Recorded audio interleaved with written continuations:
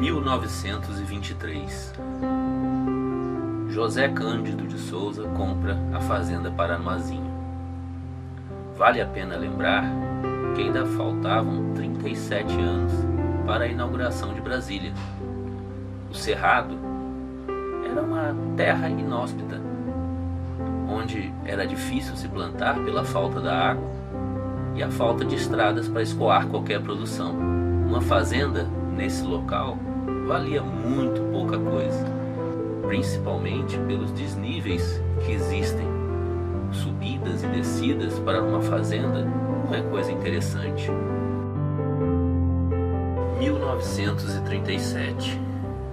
Ocorre o falecimento de José Cândido de Souza. Gostaríamos de lembrar que, quando ocorre o falecimento do dono de uma fazenda, 50% dela fica para a esposa e os outros 50% ficam para os filhos. Mas, como lembramos ainda, aqui ainda faltam 23 anos para a inauguração de Brasília.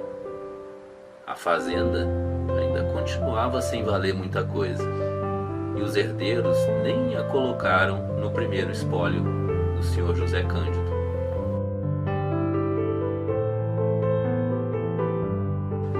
1951. Ocorre agora o falecimento da esposa de José Cândido de Souza, a senhora Maria Angélica Ferreira. Os herdeiros continuam desinteressados pela fazenda, porque naquela época tentar descobrir onde ficava uma fazenda destas era muito mais caro do que a fazenda valia. Mas a família ia crescendo e os herdeiros naturais iam aumentando. 1960. Finalmente ocorre a inauguração de Brasília. Na época, os terrenos do Lago Sul eram doados aos militares e servidores públicos que aceitassem vir para a nova capital. Se um terreno no Lago Sul podia ser doado de brinde, imagina quanto valia uma fazenda improdutiva numa área inclinada, afastada 20 quilômetros do centro da cidade. Lembrando que a fazenda Paranoazinho não tinha nenhuma sede, uma porteira, nada. Era uma terra que simplesmente era representada por uma escritura jogada em algum cartório pelo Brasil. 1967. A cidade satélite de Sobradinho é criada pelo Decreto Presidencial número 571.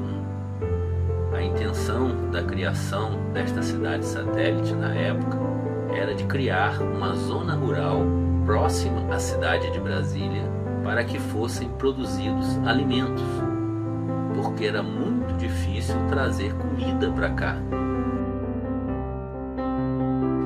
1972.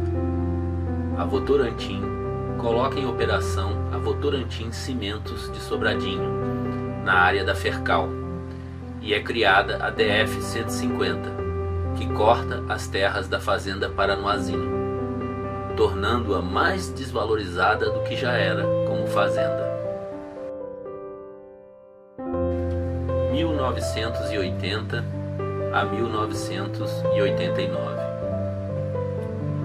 A década de 80 ficou conhecida como a década perdida entre os economistas. Inflação, dívida externa e a pressão política contra o militarismo. No final dos anos 80, a cidade de Brasília sofre uma enorme crise imobiliária. A falta de oferta de imóveis fez com que o metro quadrado da capital se tornasse um dos mais caros do país. A falta de políticas públicas que resolvessem o problema abriu as portas para a ampliação urbana desorganizada de quase todas as cidades satélites. 1989. Neste momento surge Tarcísio Márcio Alonso, proprietário de empreendimentos imobiliários com uma extensa fama de grileiro nas terras do DF. Foi este empresário que descobriu a oportunidade de se parcionar e criar condomínios numa fazenda que não provocava o interesse dos herdeiros há muitas décadas, a Fazenda Paranoazinho. Lembrando que de 1937 para cá, a família Cândido de Souza foi crescendo e os herdeiros já chegavam a quase 200.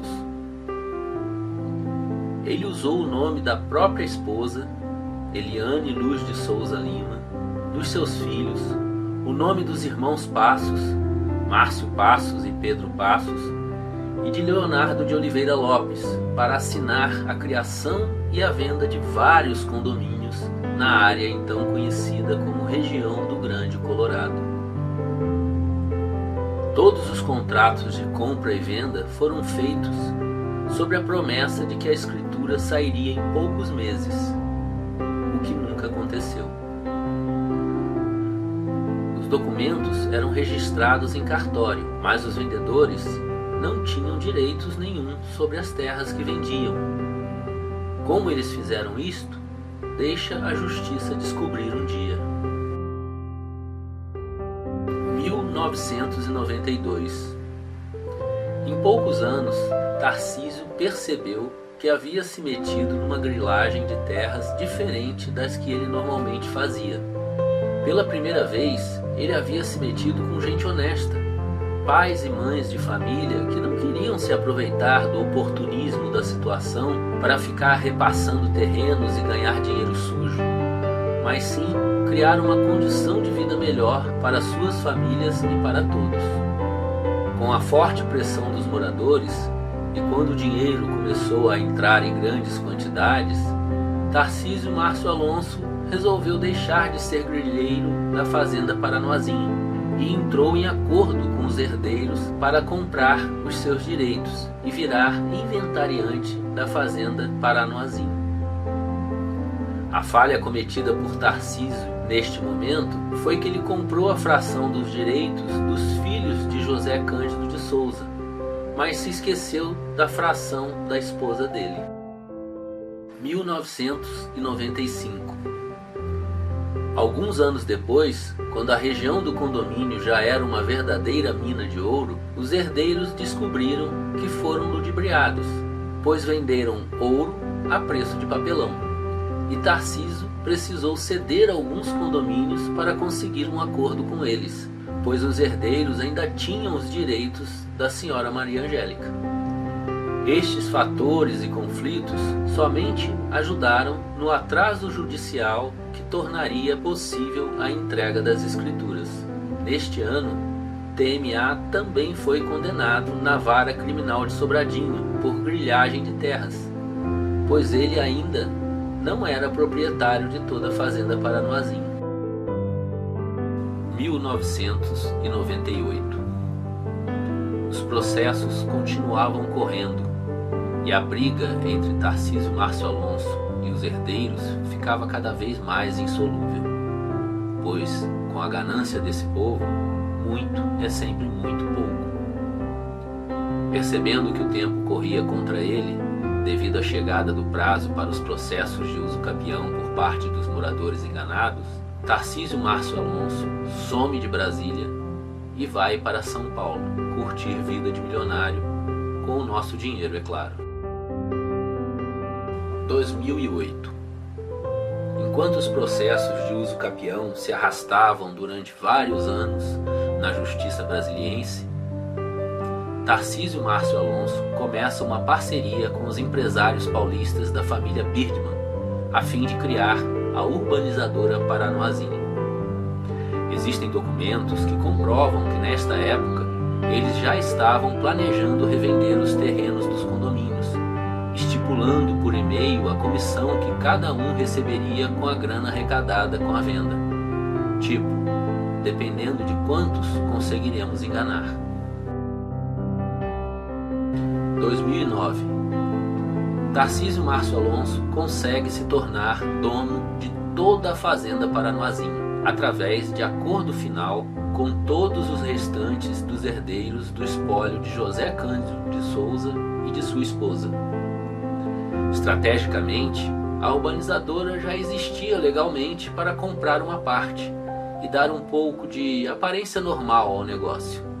Com esta documentação em mãos, TMA finalmente poderia honrar os seus compromissos pendentes com os moradores de diversos condomínios da região do Grande Colorado, do Contagem e do Boa Vista. Pois bem, você voltou para Brasília para honrar os compromissos que tinha com os condomínios? Ele também não. 2013. Finalmente sai a escritura da Fazenda Paranoazinho, com a parte dos condomínios em nome da urbanizadora e o restante em nome de TMA. A urbanizadora argumenta que os moradores dos condomínios teriam comprado mal e feito um negócio precário e irregular. Só que os registros obtidos pelo jornal Metrópolis trazem à luz um fato muito relevante. A mesma documentação que agora é desprezada pela urbanizadora Paranoazinho foi validada pelas partes na transação de 2012, que tornou a empresa legítima dona das terras. Pois foi esta documentação que permitiu que TMA pudesse vender a sua parte da fazenda para a urbanizadora. Isso torna evidente a má-fé do empreendimento criado por Tarcísio Márcio Alonso para vender novamente todos os condomínios que criou entre 1989 e 1992. 2018. No finalzinho do ano, o governo de Rodrigo Hollenberg já havia perdido as eleições. Mas, poucos dias antes de entregar as chaves, a Secretaria do Meio Ambiente emite uma permissão para a criação da cidade orbitar. Estranho, né? Estranho nada, nós estamos no Brasil e somos nós que temos que mudar isto um dia pelo poder das urnas. Mas vamos adiante. Com esta nova arma na cintura, a urbanizadora Paranoazinho se volta contra os moradores com ameaças de invasão, contratos absurdos e editais falsos, para conseguir arrecadar o dinheiro necessário para iniciar o empreendimento deles, para que todos fiquem ricos. Espera aí. Alguém levantou o braço. Mas eles já não são ricos? Lembra do que já dissemos aqui? Para a ganância deste pessoal, muito é sempre muito pouco. 2019. Agora chegamos à nossa realidade atual. E a intenção deste vídeo foi fazer você entender como chegamos até aqui e deixá-lo decidir melhor o que acha correto fazer. Vai pagar de novo por algo que comprou em boa fé para criar uma vida melhor para você e para seus filhos? Lembramos, para quem assinou com a urbanizadora, que ainda está dentro do prazo, dito por eles, para rasgar este papel sujo e lutar pelos seus direitos. A nossa intenção é fazer justiça, criminalizar as atitudes injustas e reconquistar nossos direitos, frente ao poder público e frente à sociedade. Junte-se a nós e crie um Brasil melhor para os seus filhos e netos. Obrigado pela atenção.